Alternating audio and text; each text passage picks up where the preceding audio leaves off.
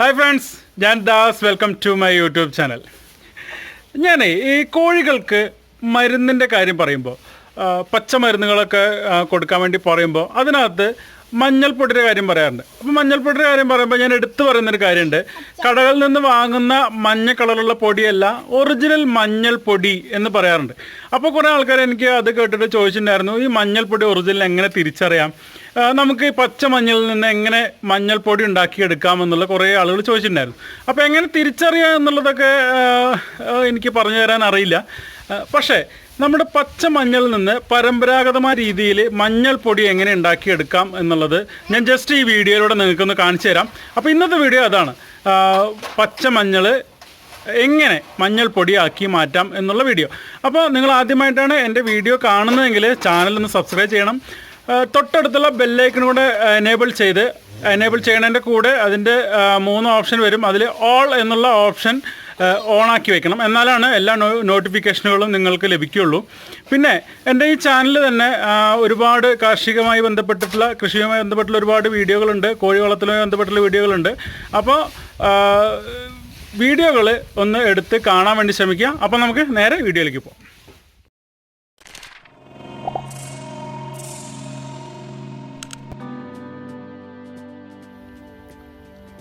അപ്പോൾ നമ്മൾ മഞ്ഞൾപ്പൊടി ഉണ്ടാക്കുന്നത് എങ്ങനെയാണ് എന്നുള്ളതിൻ്റെ ഒരു വീഡിയോ ആണ് ഇവിടെ കാണിക്കുന്നത്. അപ്പോൾ ഇത് ഇപ്പോൾ പറമ്പിൽ നിന്ന് പറിച്ചെടുത്ത് കൊണ്ടുവന്നിട്ടുള്ള മഞ്ഞളാണ്.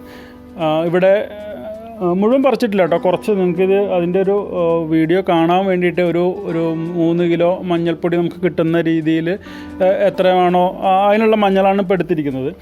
അപ്പോൾ നമ്മൾ പറിച്ചു കൊണ്ടുവന്ന ആ മഞ്ഞൾ അതിനകത്ത് വേരുണ്ടാവും, പിന്നെ അതിൻ്റെ ഇലയുടെ ഉണങ്ങിയ തണ്ടുകളുണ്ടാവും, അതിൻ്റെ കട്ടിയുള്ള തൊലി ഉണ്ടാവും. അപ്പോൾ അതൊക്കെ നന്നായിട്ട് വൃത്തിയാക്കുകയാണ് ആദ്യം ചെയ്യേണ്ട കാര്യം.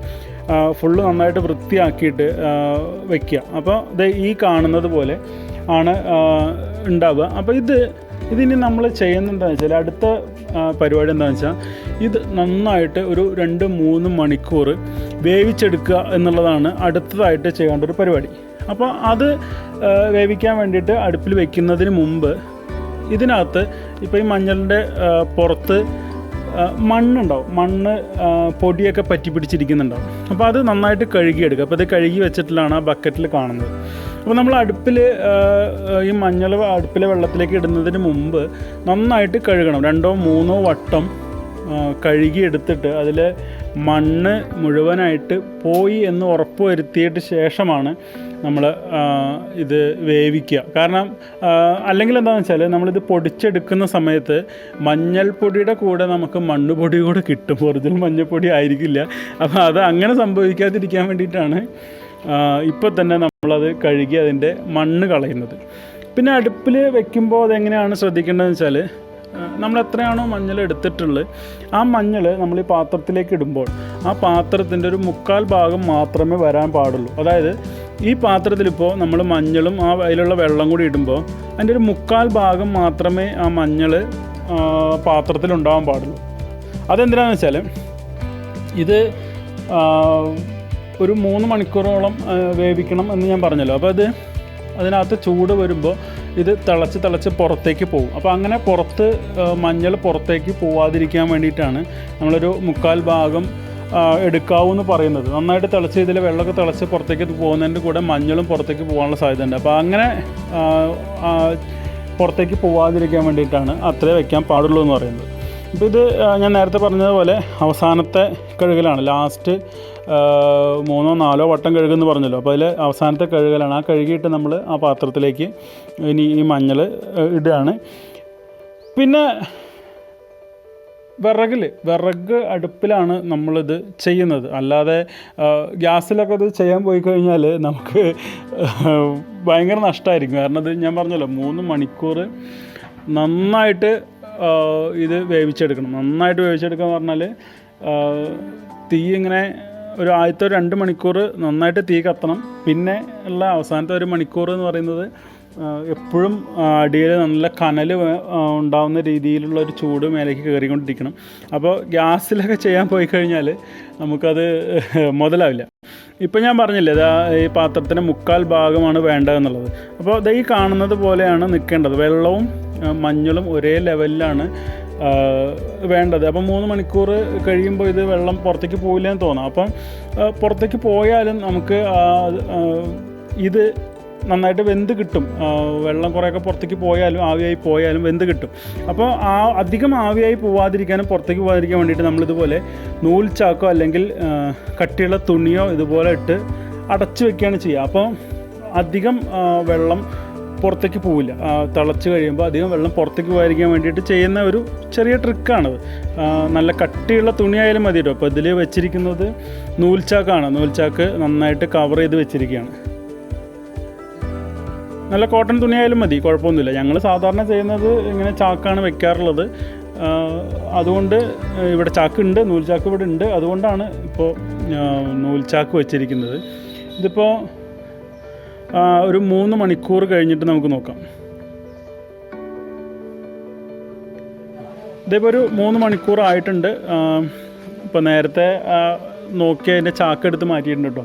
അപ്പോൾ ഇത് തിളച്ച് പോയ ആ വെള്ളം സൈഡിലൂടെയൊക്കെ പോയതിൻ്റെ ഒലിച്ചിറങ്ങിയതിൻ്റെയൊക്കെ മഞ്ഞളിൻ്റെ കളർ കാണാനുണ്ട് പാത്രത്തിലൊക്കെ. ഇനി നമ്മൾ ഈ വെള്ളം ഊറ്റിക്കളയണം. അപ്പോൾ ഊറ്റിക്കളയുക എന്ന് പറയുമ്പോൾ ചില ആളുകൾ ഈ വെള്ളം കളക്ട് ചെയ്തിട്ട് ഇപ്പോൾ ഈ ഒഴുകിക്കളയുന്ന വെള്ളം കളക്ട് ചെയ്തിട്ട് അതിനകത്ത് മഞ്ഞളുണ്ടാവും. അപ്പോൾ ആ മഞ്ഞൾ പൊടിയും കൂടെ എടുക്കാൻ വേണ്ടി ആ വെള്ളം പരന്നൊരു പാത്രത്തിലേക്ക് ആക്കി അത് വെയിലത്ത് വെച്ചിട്ടോ അല്ലെങ്കിൽ ഒന്നും കൂടെ തിളപ്പിച്ച് കുറുക്കിയിട്ടൊക്കെ അതിലുള്ള പൊടിയും കൂടെ എടുക്കാറുണ്ട്. പക്ഷേ ഞങ്ങൾ അങ്ങനെ ചെയ്യാറില്ല. ഞാൻ ആ വെള്ളം ഊറ്റിക്കളയാണ് ചെയ്യാറുള്ളത്. ഇതിപ്പോൾ ഇനി ഈ മഞ്ഞൾ ഡയറക്റ്റ് വെയിൽ കിട്ടുന്ന സ്ഥലത്ത് കൊണ്ടുപോയി ഇടുകയാണ് ചെയ്യുക. അപ്പോൾ ഞങ്ങളുടെ വീടിൻ്റെ മുറ്റത്ത് തന്നെ നല്ല വെയിലുണ്ട്. അപ്പോൾ മുറ്റത്ത് ഇതേ നന്നായിട്ട് ചാണകം മെഴുകി അതിലെ പൊടിയും മണ്ണൊന്നും മഞ്ഞളിലേക്ക് പിടിക്കില്ല എന്നുള്ള രീതിയിൽ ചാണകം മെഴുകിയിട്ട് അതിനവിടെ കൊണ്ടുവന്ന് കൊട്ടിയിരിക്കുകയാണ്. ഇത് ഇനി ചൂടൊന്ന് ആറിയതിന് ശേഷമാണ് നമ്മളൊരു പ്ലാസ്റ്റിക് ഷീറ്റിലേക്ക് മാറ്റുക. കാരണം ഇത് നല്ല ചൂടായിരിക്കും. ഇപ്പോൾ ഈ നല്ല ചൂടോട് കൂടെ പ്ലാസ്റ്റിക് ഷീറ്റിലേക്ക് ഇട്ട് കഴിഞ്ഞാൽ നമുക്ക് ഗുണമുള്ള മഞ്ഞൾപ്പൊടിക്ക് പകരം ദോഷമുള്ള മഞ്ഞൾപ്പൊടി ആയിരിക്കും കിട്ടുക. കാരണം പ്ലാസ്റ്റിക് നന്നായിട്ട് ചൂടായി ഉരുകി ചിലപ്പോൾ ഇതിലേക്ക് പിടിക്കാൻ സാധ്യതയുണ്ട്. അല്ലെങ്കിൽ പ്ലാസ്റ്റിക് ചൂടാകുമ്പോഴുള്ള കെമിക്കലും കാര്യങ്ങളൊക്കെ ഇതിനകത്ത് പിടിക്കാൻ സാധ്യതയുണ്ട്. അതുകൊണ്ട് ആദ്യം ഒന്ന് തറയിൽ ഇട്ട് അതിൽ ചൂടാറിയതിന് ശേഷമാണ് നമ്മൾ പ്ലാസ്റ്റിക് ഷീറ്റിലേക്ക് ഇടുന്നത്. ഇതിപ്പോൾ ചൂടാറിയതിന് ശേഷം നമ്മളിത് പരത്തിയെടുത്തിട്ടുണ്ട് ഷീറ്റിനകത്ത്. ഒരു 3 ആഴ്ചയെങ്കിലും നമ്മളിതിന് വെയിൽ കൊള്ളിച്ച് ഇത് നന്നായിട്ട് ചുക്ക് പോലെ ഇത് ചുങ്ങി വന്നാലാണ് നമുക്ക് പൊടിച്ചെടുക്കാൻ പറ്റുക. കാരണം ഇതിപ്പോൾ ഇതിൽ ജലാംശം ഉണ്ടാവും. പച്ചമഞ്ഞൾ നമ്മൾ പൊട്ടിക്കുമ്പോൾ അറിയാമല്ലോ, ജലാംശം ഉണ്ടാവും. അപ്പോൾ ആ ജലാംശം നന്നായി വെയിൽ കൊണ്ട് വറ്റി തന്നെ പോകണം. എന്നാലാണ് നമുക്കത് പൊടിച്ചെടുക്കാൻ പറ്റും. അല്ലെങ്കിൽ എന്താ ഒരു പ്രശ്നമുള്ളതെന്ന് ചോദിച്ചാൽ, ഇത് പൊടിച്ചെടുത്തിട്ട് നമ്മൾ സൂക്ഷിച്ച് വെക്കുമ്പോൾ ഇതിനകത്ത് പൂപ്പൽ വരും. ജലാംശം ഉള്ള മഞ്ഞൾ പൊടിയാണെങ്കിൽ അതിനകത്ത് പൂപ്പൽ വരും. അപ്പോൾ പെട്ടെന്ന് കേടായി പോകും. അതങ്ങനെ സംഭവിക്കാതിരിക്കാൻ വേണ്ടിയിട്ടാണ് ഇത് നന്നായിട്ട് വെയിൽ കൊണ്ടിട്ട് ഇത് നന്നായിട്ട് ചുങ്ങി വരണം. അപ്പോൾ അതെങ്ങനെ പൊടിക്കാറായി എന്ന് മനസ്സിലാവുമെന്ന് വെച്ചാൽ, ഇങ്ങനെ പൊട്ടിച്ചാൽ പൊട്ടി വരും, നല്ല ബലത്തിൽ പൊട്ടി വരും. ഇതിപ്പോൾ ഒരാഴ്ച കഴിഞ്ഞതിന് ശേഷമാണ്. ഇപ്പോൾ തന്നെ നിങ്ങൾ കാണുന്നുണ്ടാവും, നേരത്തെ കാണിച്ചതിനെക്കാട്ടിലും കുറച്ചും കൂടെ അത് ചെറുതായിട്ടുണ്ട്, ചുങ്ങി വന്നിട്ടുണ്ട്. ജലാംശം കുറച്ചൊക്കെ അതൊന്ന് പോയി. ഇനി ഇത് കഴിഞ്ഞിട്ടുള്ളൊരാഴ്ച, രണ്ടാമത്തെ ആഴ്ച ഉള്ള മഞ്ഞളാണിത്. ഇത് ഒന്നും കൂടെ ചുങ്ങി. ഇതിലിപ്പോൾ ജലാംശം ഒരു 90% ജലാംശം ഇപ്പോൾ ഇതിന്ന് പോയിട്ടുണ്ട്. ഏകദേശം ആയി എന്നുള്ള രീതിയിലാണ്. പക്ഷേ ഒരാഴ്ചയും കൂടെ നമുക്ക് കഴിഞ്ഞിട്ടുള്ള സമയത്താണ് ഇത് പൊടിക്കുക.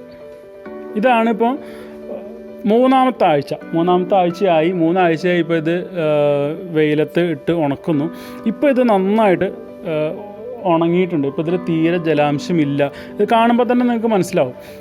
ചുക്കില്, നമ്മുടെ ഈ ചുക്ക് കണ്ടിട്ടുണ്ടല്ലോ, ആ ചുക്ക് പോലെ അത്രയും വലിയണം. ഇത് ഞാനൊന്ന് എടുത്ത് കാണിച്ചു തരാം. ഇതേണ്ടോ, ഇപ്പോൾ ഇത് നന്നായി വലിഞ്ഞിട്ടുണ്ട്.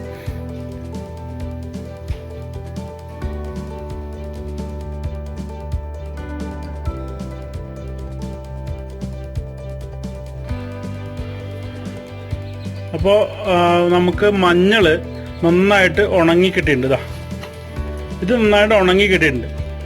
ഇത് ഇനി നമുക്ക് പൊടിച്ചെടുക്കാം, ഡയറക്റ്റ് കൊണ്ടുപോയി പൊടിച്ചെടുക്കാം. ഇത് പെട്ടെന്ന് തന്നെ പൊടിക്കണമെന്നൊന്നുമില്ല, നമുക്ക് എത്ര കാലം വേണമെങ്കിലും ഇങ്ങനെ ഉണക്കി സൂക്ഷിക്കാം.